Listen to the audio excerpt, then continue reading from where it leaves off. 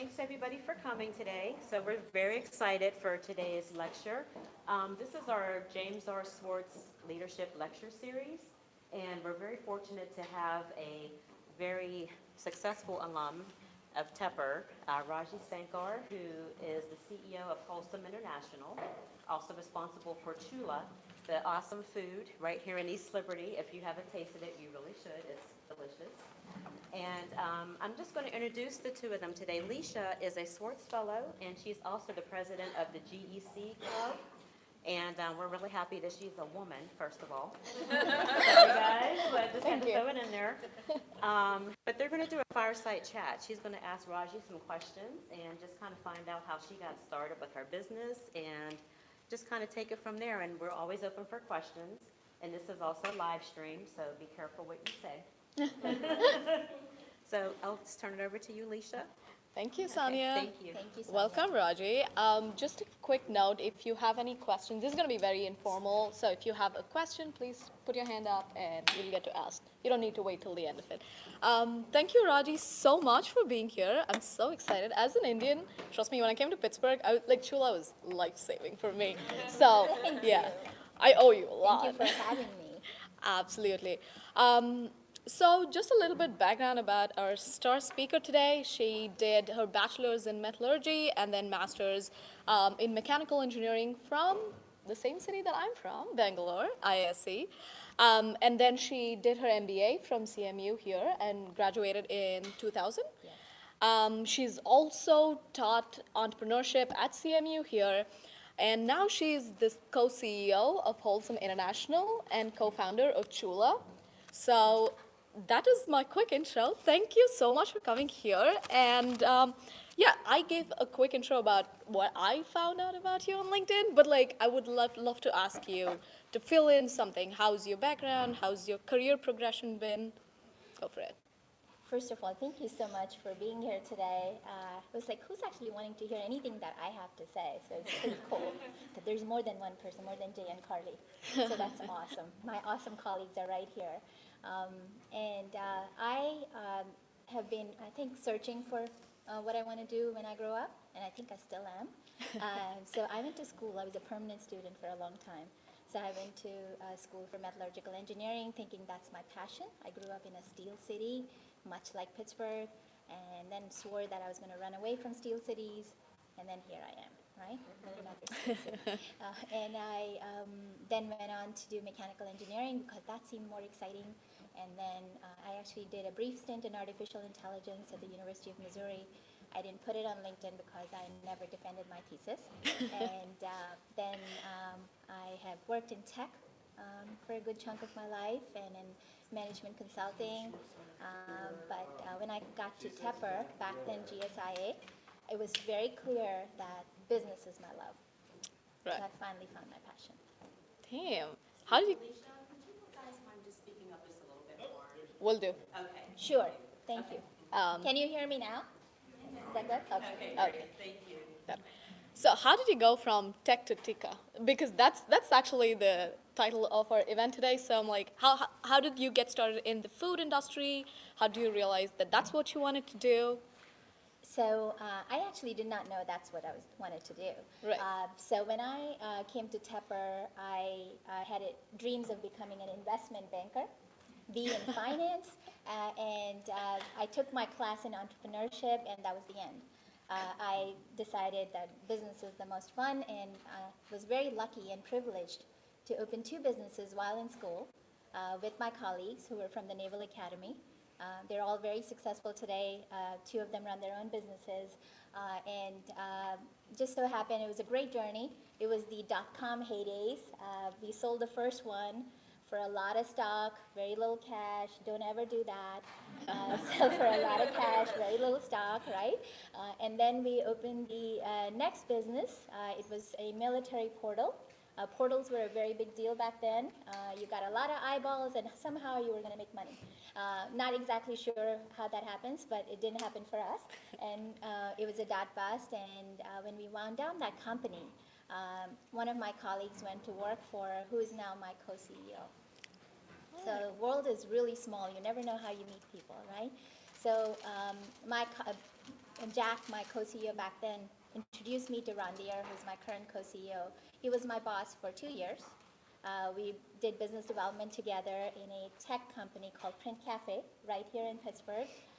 We had a lot of fun together. There was a lot of complementary skills. And when that company got sold, we figured we had to do something because we had common skill sets that were very complementary. And we looked at healthcare, retail, finance, something that we knew about something, and then ended up with food. All we know about food is how to eat at that point in time. Right? But we had a good palate. We had that going for us. So we wrote a business plan for an Indian fast casual. We had picked that fast casual was emerging at the time. Chipotle was at 100 stores. Chipotle is over 1,500 stores right now, but back then it was 100 stores. And then Panera was just emerging as well. And we figured fast casual is a great place to be because families were wanting to have great food, good wholesome food, made to order at a price point that doesn't break their wallet, right? That's really what it was about. So we picked fast casual and we wrote a business plan. And my awesome colleague and chief creative officer, Jay here, would cringe at the name. We called it Tandoori Way. And thank God that never went anywhere. We created a business plan, shelved it, because we knew nothing about the industry. It was going to be about 3 months, maybe, max, and we would fail big time. So we ended up franchising. And we franchised a concept called Five Guys Burgers and Fries. Anyone been there? Yep. Yeah, cool, awesome. At the time, there were 7 stores. And today, there are over 1,500 stores, 1,500 Five Guys across the world. In fact, they're going to open in Australia soon. So it's pretty cool to see them go from 7 to becoming a global force. And we were one of the earliest franchisees, and we have 21 Five Guys. In 2012, when we were about a dozen Five Guys, we were on pretty cruise control at that point. We knew something about the business, decently successful, and we said, okay, what could we add next, right? And if you look around the world, Indian has become really popular. Whole Foods has lots of shelving. Trader Joe's has lots of shelving dedicated to Indian. And this was not the case in Cleveland and Pittsburgh prior. If we were in LA or New York, that's not a big deal. But when you look at the Midwest, to see that, we could see the pattern emerge. So we decided Indian would be a good bet. And my co-CEO and his wife, who's the head of our product, Simran, they moved to India for 2 years with their kids. And that's how the menu got formed. The Tikka came into our world. That's amazing. Just your story there. How did you come up with the name Choolaah? So Choolaah means oven. For those of you with Indian background, you all know. And we had looked at many other names, Sigari, which is another way of representing, oven. But we ended up with Choolaah because it rolls off the tongue. We had spoken to many people, and they were able to say Choolaah without much problems, right? And then you have Chick-fil-A, Chipotle. How many of them are there that are so awesome, starting with CH, right? So Choolaah could work as well. Seems like a trend. But here's where I think the genius was on our part, right? We went to Jay, our Chief Creative Officer, who is also a CMU alumnus. He's right here.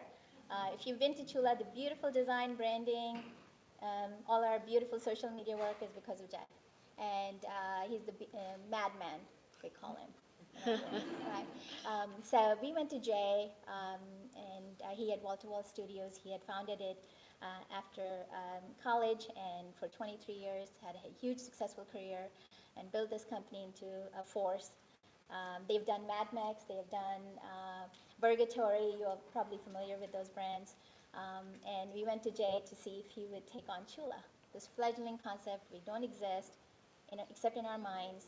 And then the logo, Jay completely floored us with those 2 O's that are, because we are disruptive. That's who we are. We consider ourselves a disruptive force in the Indian segment, right? We wanted to demystify that it has to be all curry, it has to be kitschy, it has to be a certain way that is inaccessible to a lot of people, but yet authentic. How do you stay authentic and accessible? So we went through a ton of branding, work with Jay, tons of questions, all-day sessions. Who do you want to be? That kind of stuff. And out of that, that logo came up, and there were 8 or 10 logos that they had presented to us, and Jay's this double O with one on top of each other. We just looked at it and like, wow, this does mess with our heads. It's not normal. We have to stare at it twice, and that's how that logo came out to be too. Oh, wow. That's a great story. I love the logo, by the way. I love the color scheme, too. Good job. So we have a lot of students here who want to pursue entrepreneurship while they're at school. And since you've done that, how did Tepper contribute to, or GSIA in their case, contribute to your entrepreneurial aspirations and ambitions? So we were very lucky to have some awesome mentors. Dave Mawini was our mentor. One of our mentors, a lot of great professors as well, and then our colleagues, peers, who we went to school with were great mentors. So having that was a very fertile ground for us to dream. And actually, we went to Dave with 3 business plans and said, we want to open 3 businesses. Why just one, right? Why do we need to be limiting ourselves? And I'll never forget Dave saying, do you know how hard it is to build one business?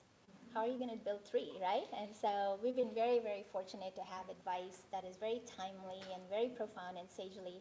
And we also, when we made our mistakes, they didn't judge us. That's the kind of stuff that we were able to have. And I think it's been not just during school, it's beyond school. The support has been extraordinary. Oh, that's great. So it's been slightly different in your case. You've sold 2 startups. I mean, you've done 2 startups before, sold one, did franchisees. What are some of the challenges that you've seen, one, as a female founder? Because, again, a lot of us here are women that are trying to fund stuff. So as a female founder, what are some of the challenges that you've encountered and how you've overcome them? Yeah, so second, actually the funny part is a lot of it depends on what you believe. I really never thought of myself as a female founder. Right. I guess that's one big thing. But when we had the military portal, you can all imagine I had 6'5" burly guys as my colleagues, and here I am. Hi, Dave. So we are, in meetings, and I am this supposedly petite. I don't consider myself petite, but apparently I am. And so we had, meetings where people would be like, what is she doing here? What's her piece here? Why is she even relevant here, right? So the only way is that I had the confidence of my colleagues, believed who I was. And I believed who I was. That's what I had to constantly reinforce. And I think a lot can be done if you believe in that, and if you have a support network that supports you. That's awesome. Also, something of interest for a few of us who are international students here. Did you face any challenges because of that? Because you were at some point you're a non-U.S. citizen, so. So the cool part is there is a benefit to being different. I think there's a lot of strengths because you will stand out, like it or not, right? I'm not going to be one of the many that could be mistaken for somebody else. I'm actually going to stand out. So I found that is an asset rather than a liability. Oh, wow, that's great. So just like talking about, I know that you have an entire video on YouTube about Choolaah culture, but just for all of us here, how do you think about building culture in an institution like Choolaah? And how is that different in your experience from building culture in the other tech startups, per se? So tech startups were actually an inspiration for us in building the culture. You look at Apple, you look at Google, there is excellence that is fundamental to us. And we always wondered, why can't the restaurant industry be something that you want to have a career in, that it is exciting, it is the kind where you have fun and you can't wait to come back again. Restaurant industry is not necessarily known for, I don't know how many of you will complete your degrees and say, tomorrow I'm going to go work for a restaurant. I have a feeling none, right? But that's really what the restaurant industry is, typically a transitional game. It's a game where people don't really think that they can make 6-figure salaries. It's not a place where people think that they can hang their hat and create a brand worthy of something that could be alike in the akins of Google and Apple. So that was a dream. Why can't we be the Google and Apple of the restaurant industry? we're working on it. We're not there. We have a long way to go. But some of the things that kind of dictate what we do is along those lines. Is we have been very fortunate in our Five Guys side of the business to have people with degree in earth sciences and marketing and business and not necessarily just culinary, who have taken on roles of leadership, area directors and general managers. So I think culture comes from what do you want to see beyond yourself in our world. We have a dream that every single person in our world will make at least $30,000, if not more.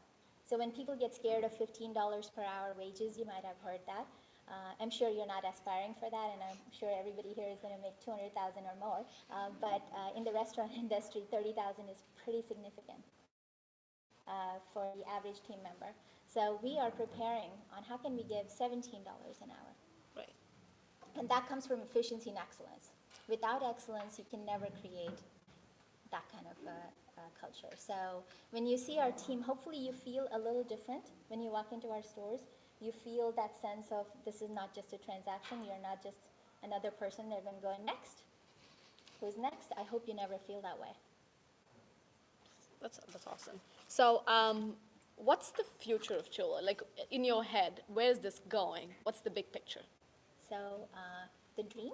Yes. The dream is dream. Choolaah in every corner of the globe. That's our dream.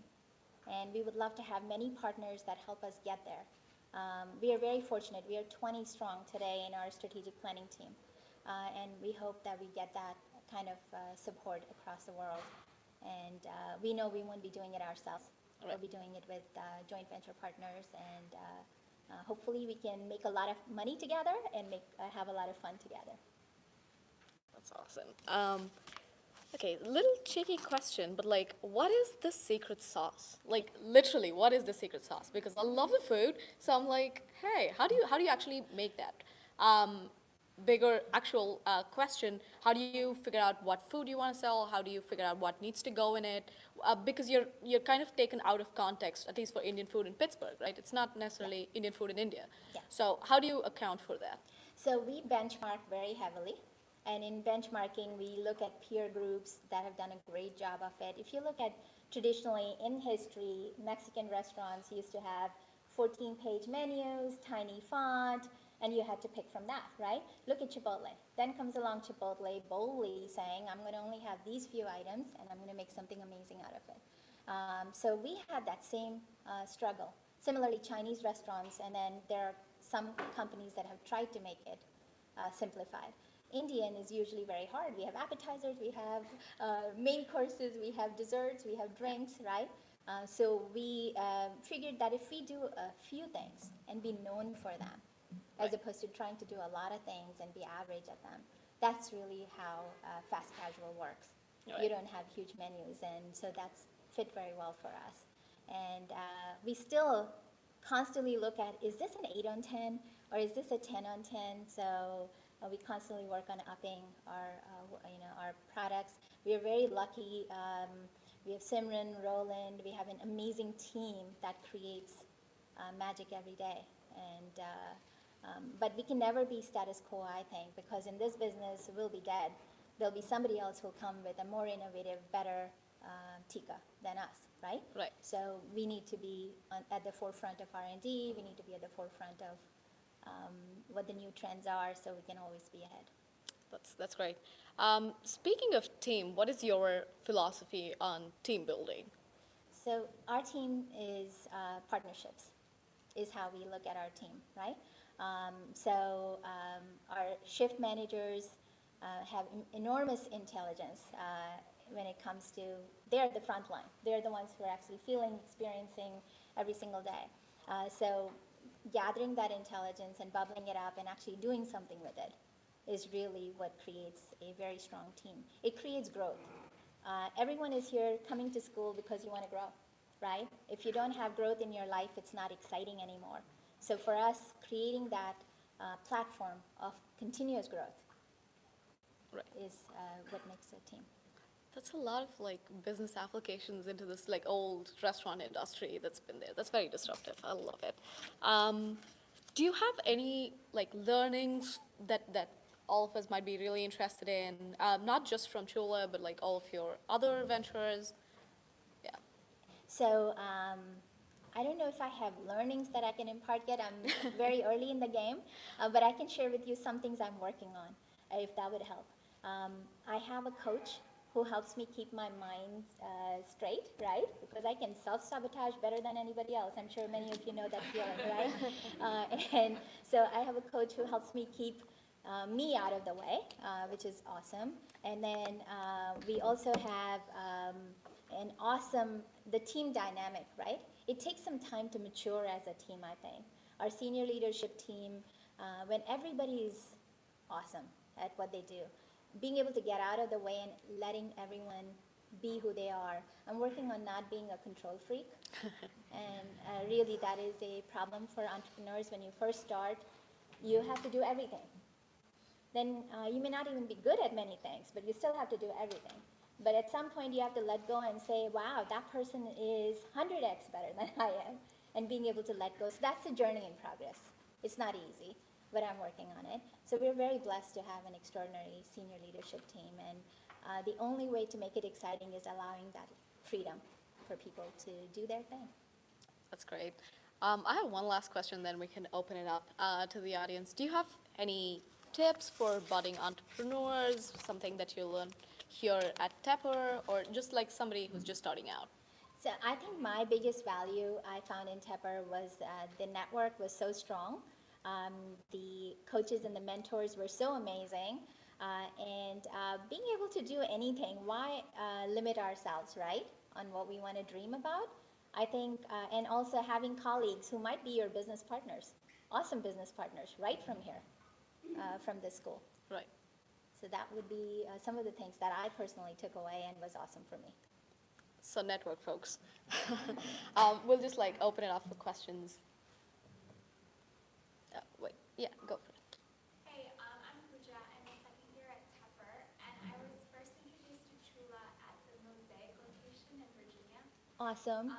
And that location is very different from East Liberty. So I was wondering if you have some sort of overarching strategy or thoughts when you choose locations, and how you expand out into geographies.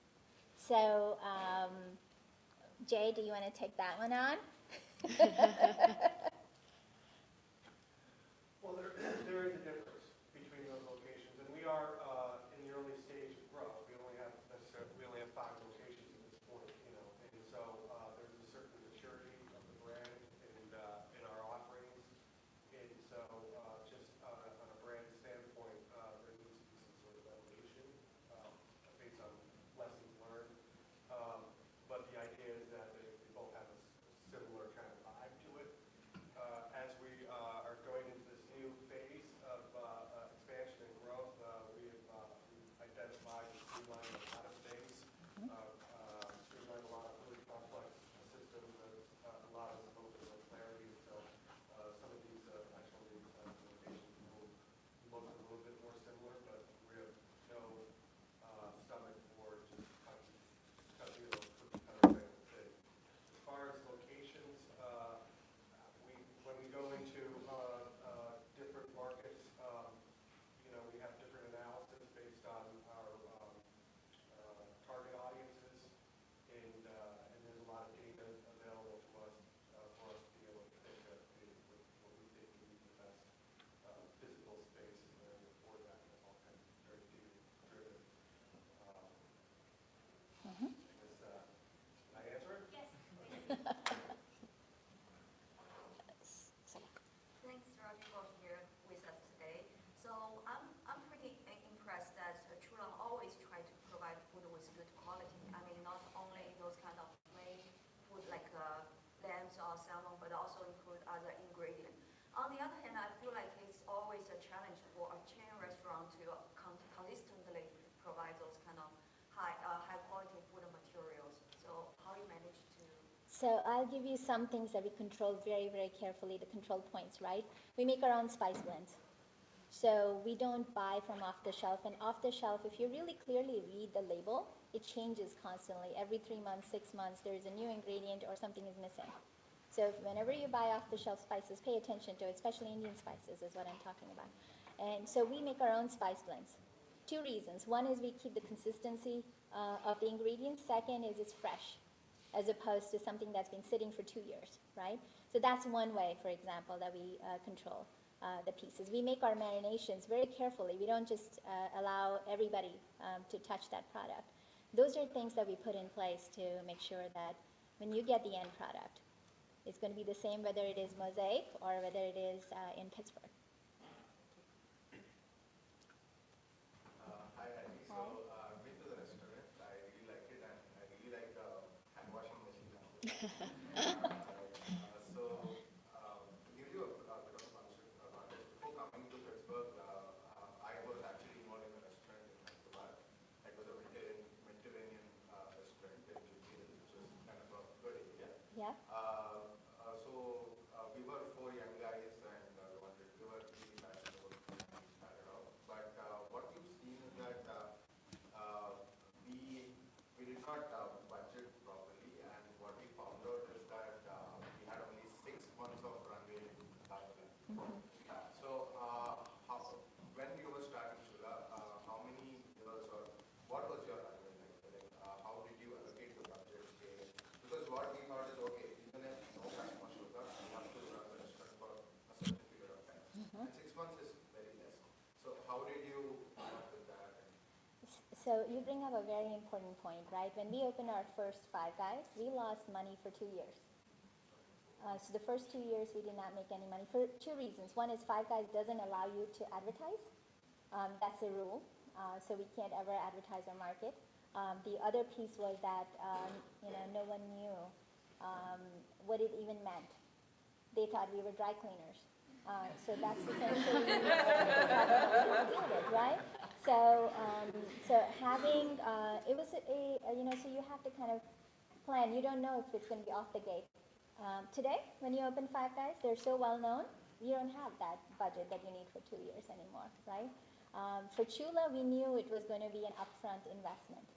We're trying to build a brand, so we're the franchisor and the franchisee. We're not just one side of the equation.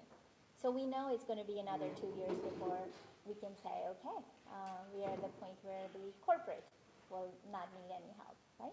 That kind of stuff. So you thought that, okay, we're going to set up 4 Yes. years time. Yes, we had to kind of plan that way. And reality happens, right? You think a store is going to open great, it might be okay, man.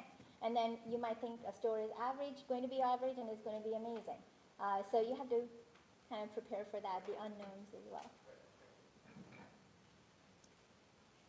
Go for it. What are some ways in which you've navigated the co-CEO relationship?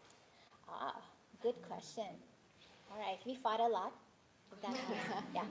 No, but in reality, that was one of the toughest things. We grew up together to understand what our strengths are, right?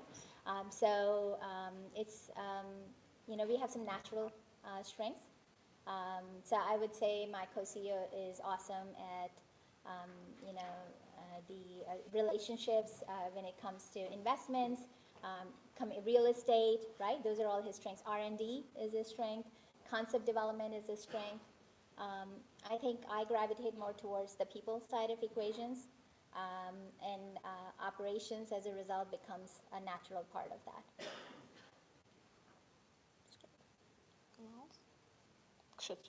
Hi, I'm Tikka.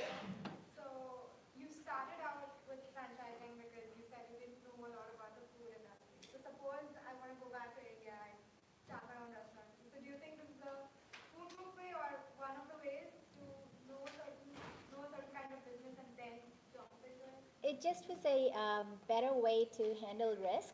We may have never tried Choolaah if we hadn't done that. Because if you kind of get crushed in 3 months, it doesn't really give you a whole lot of support, right? Even when we opened 2 concepts. I want to share with you. We had 2 franchises. One was Five Guys, which makes us look like we kind of are smart. The other one was a terrible failure.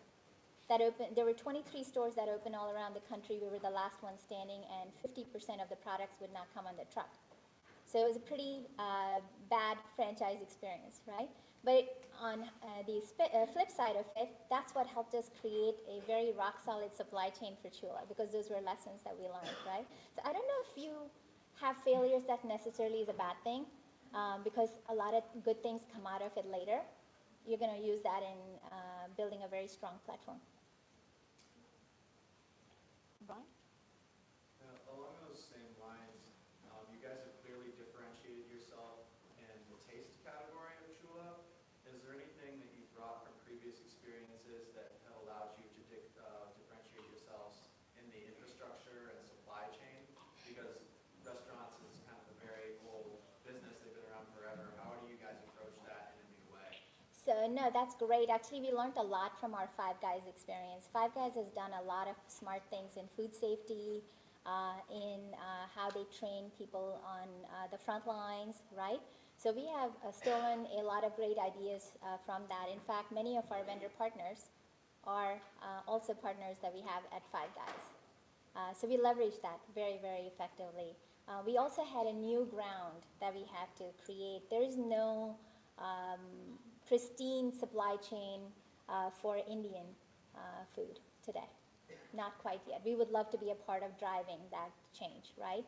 It's not there. So when you import spices, whole spices, because we grind our own spices, it may not always be clean, right? So we had to put in place certain practices wherever we receive it. How do we clean it? All those things we had to put in place. Those were learnings, right? Oh my gosh, I can't really have something with foreign objects in it when I get it. But that's par for the course, because there's no fully compliant chain like we have in the United States yet.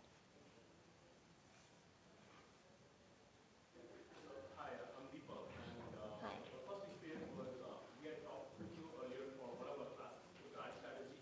Yeah. We had worked with you to figure out what was the plan. So it was very exciting talking with you on that. I was kind of curious right now to see, you created a very unique feeling of what it means, what Choolaah really means. And I was wondering, it could have taken so many different forms when you were first creating what it meant. How do you build consensus with your team on what is it going to be, the vision for the restaurant? The vision for the restaurant. We were very lucky that in the beginning there were a small core group. It was Jay, Roland, Simran, Randhir, and myself, right? It was a tiny group that we first started with. So that was I think it was a lot easier because we were a tight group. And we all brought our perspectives. Jay had the design element. Roland had his, how do we create food at a mass scale in the most amazing way. Simran had her, R&D hat on. Randhir had done his benchmarking from London to Singapore to all the way through India, and he had his perspective on what the concept should be. And then I had my vision as well based on our experience, past experience, what it should be. So that was sort of like a melting pot that came together. So if I look back on the history, 2013, 2014, that really was majority of our time, and we didn't really plan on it. We would actually create what our bowl should look like. Jay would cut out, and we would do geometry on how deep should it be, how angle should be. So you go crazy about the little things, but the little things is what makes the big vision, I think, stick together. So what's your pricing strategy, or how did you decide to set your current prices, and what's your current target segment or demographic? Because I noticed it looks and feels a lot like Chipotle, but Indian food, obviously. Yeah. But the prices look and feel like a little bit more of like a sit-down restaurant with a server. And then my personal behavioral economics sort of add up to, I don't have 2 or 3 more disposable dollars of income to go to lunch at Choolaah versus. Going to a Chipotle. Yeah, so I'm just curious, if that was intentional or your strategy was. So we wanted to come from it from the value angle. So we do 5 ounces of protein. I don't know if you know, it's 4 ounces of protein in Chipotle, Kava, and whether it is Panera, anyone else out there. We wanted to have more of the protein because we're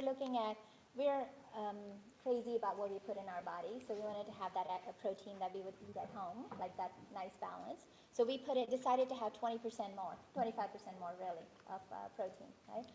So that was a choice from the beginning because balance in our way was in our case. And then we decided we're not going to just have any salmon. We're going to do Faroe Island salmon, right? And we're going to do Bell and Evans chicken, not the ordinary chicken. So those kinds of things we had decided from the beginning what is going to be in our portfolio. And we knew that we wanted to be around the $8 to $10 price range. So that's something that is always a struggle. There are people who compare us to Chipotle and go, well, their burrito is only so much, and why are you? But what we put into our food is also drastically different, and people may not recognize that element of it. And we are working very hard on educating. That's one of our biggest next forefronts, is to educate. So hopefully when you eat at our place, you'll feel that the next time, just check our ingredients. Yeah, I think if I had known that information more, it Yeah. would make more sense. Yeah. So it's not a matter of profitability Yeah. or specifically addressing a certain segment. It's, well, I guess I'll let you on, but. Yeah, it is about that. But at the same time, we want to have options. So we do have methods where people can actually have side meals together. We call it the masala bowl. It's $5.49.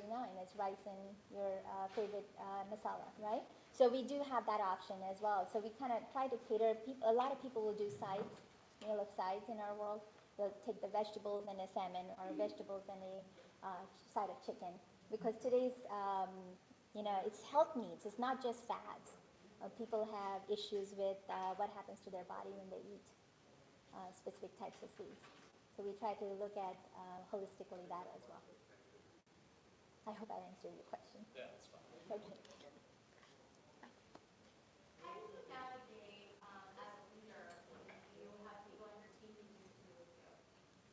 Oh, one of our values is candor, right? So we want people to say what's on their minds. Not easy to do. I struggle with it too, and it's an acquired habit now for me. But that's something that's very, very important to us. We have found that without that, there's a lot of feelings that accumulate between people, a lot of feelings that accumulate against some specific decision.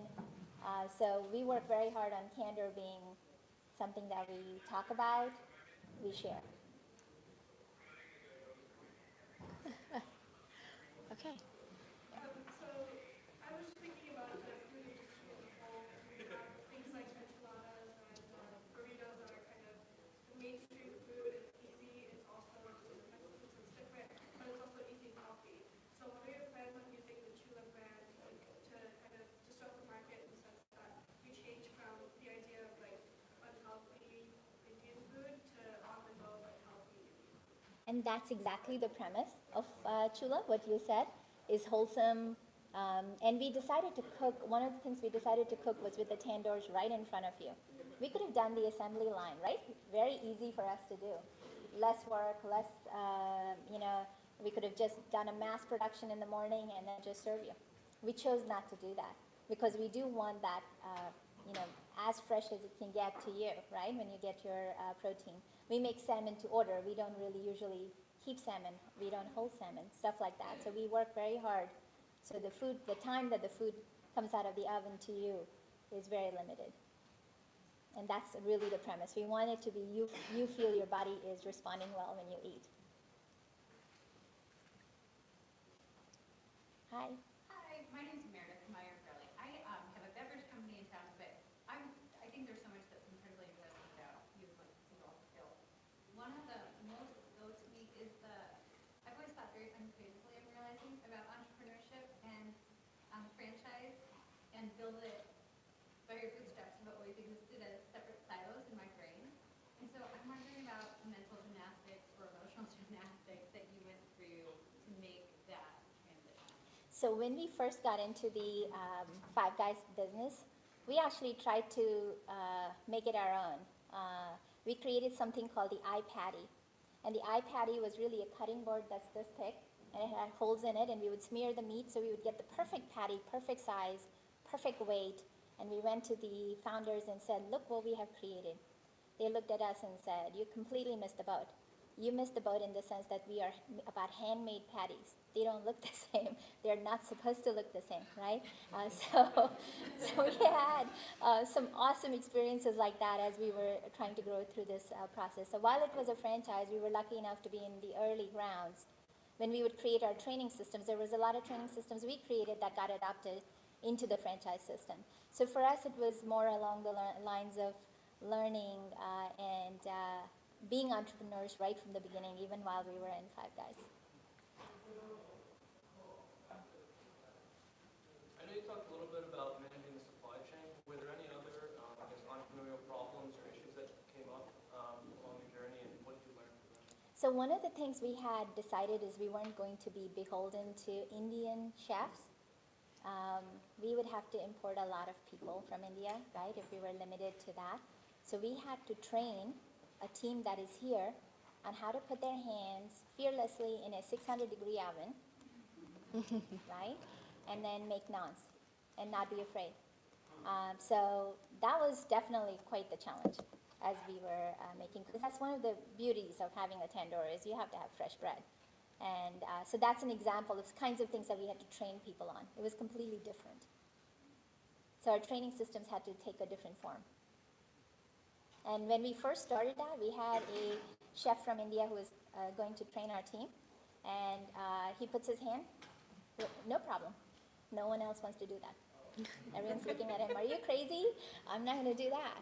So Randir, my co-CEO, says, okay, I'm going to do it. And he does it. The moment he does it, everybody else is game, right? Because it's not like he knows how to do it. Related question. I watched one of your staff recently put their hands in the tandoor oven. I wondered about workplace safety and insurance issues. Have you faced any challenges given that? No, not one from the tandoor, not one issue from the tandoor. And the reason is we train them. We don't just let them go do whatever you want. There's a very specific skill set and methodology that we teach them. And very few people actually have been tasked with the process of coming up with a process. So that's very, very key. You're right. If just anybody just walks in and tries to do that and leave your hand extra seconds, you may not have much of a hand to come back with.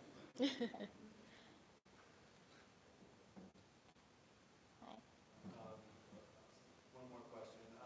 You obviously are catering to a lot of different demographics and customer segments. Do you keep that into consideration when you send out messaging? For instance, are you sending one message to students versus others early employees versus others veteran employees? How do you tackle those different customer segments? Well, I'm so lucky to have Jay here in the audience today. Jay? I'm sorry, I didn't hear the question. So the question was, do you cater your messaging to different audiences? Students versus somebody else? Yes. Could you talk a little bit about that? Yes, but it all kind of points back to what our mission, vision, and value, what our core brand is. That needs to remain the same, but there's these subtle differences in how that message is communicated based on a target audience. And we've identified certain target audiences that we feel have a synergy to our brand, whether it be young mother or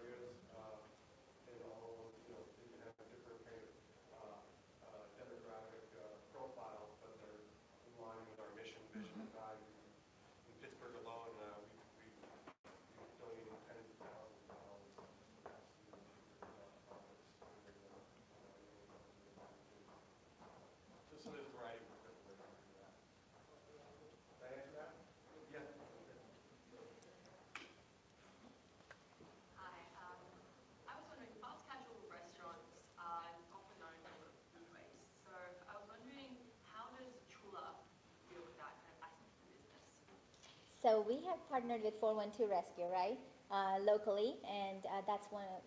We get papers all the time saying you donated this much, you donated this much. So that's a great way for us to be able to share and do something with it.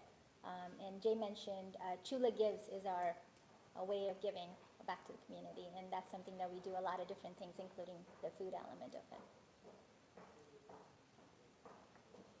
So I really like the hand washing that you have the Yes. application.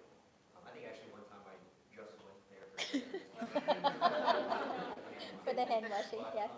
So during the decision-making process of purchasing, is it like something along the lines of an impulse decision, or is there like a larger vision No. that you have? You know what's in Indian, it's a customary thing in India to wash your hands before a meal and after a meal. And this is something that's used in hospitals, and it's also used in production facilities where you have large commercial kitchens. This is one of the best ways to wash your hands. Uses less water, cleaner hands, softer hands. So how could you argue, right? Such a cool thing. And then it kind of pairs off of the fact that in Indian culture you wash your hands before and you wash your hands after. I love the fact that we don't have to go to the restroom to wash my hands. I want to wash my hands after I wash my hands again in the restroom, right? It's kind of usually you feel yucky about it. But here it's kind of cool. It's right outside, and it's such a delight factor. If you look at the numbers on our hand washing machine, it's the number of times it's being used. It's crazy. Little kids, you don't have to tell them to wash hands ever again. They'll just probably annoy you by doing it 100 times. Yes. In our Cleveland store, I just looked at the number the other day, and there's 275,000 hand washes. That's a lot of hand washing. That is. Okay, I have a question. How do you deal with attrition? Because I feel like restaurant industry in general faces a lot of trouble with that. So how do you build trust? How do you make sure that everyone has a delightful experience, all the customers, and attrition? And attrition.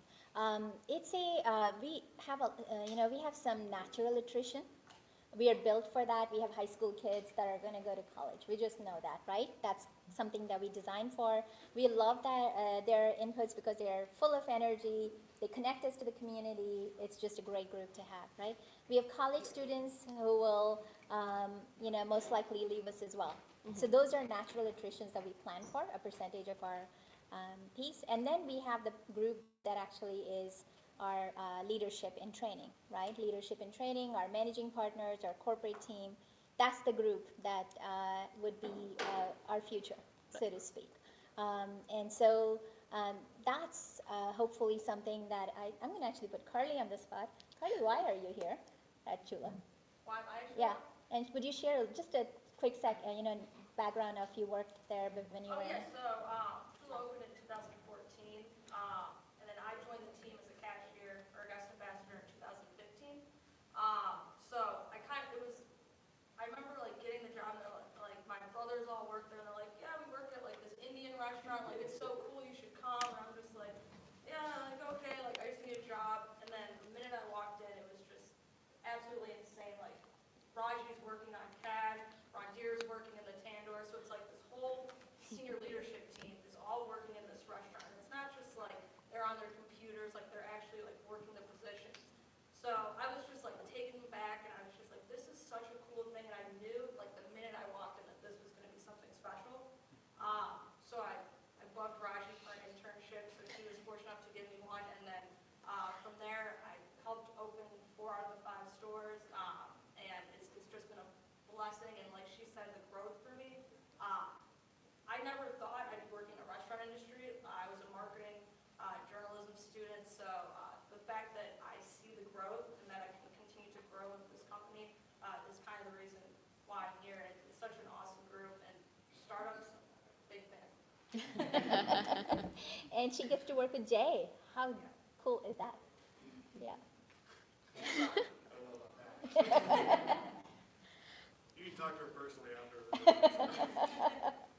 So that's an example of there's something more than just the, I clock in. That's so interesting to see. I have one last question, and then we can close it if nobody else has. How do you manage your personal and professional life? Does that distinction even exist? Because entrepreneur. You know, it was harder, I think, in the beginning. But now, as the team is growing, finding it to be, all of us actually work on making sure you can't be whole if you're just at work and the rest of your life is suffering, right? If you're physically distraught, mentally distraught, you're at home and you just don't have any relationship to speak of with your family, it's very rough. So I did go through a period of time where I completely cut off from friends and family to the level of being at work almost 102% of the time, so to speak. And now it's become a lot more balanced. I'm actually going to India next month to visit my dad and my brother, Jay, and spends time with his daughter. Randhir is in London right now with his daughters and for a small break. So things like that. So we work very hard on making sure that the joy is not robbed. Because it's very easy to have the joy be robbed because you're just so one-dimensional. Okay, that's great. Thank you. Anyone else? Last questions? No? Okay. Thank you. Yeah.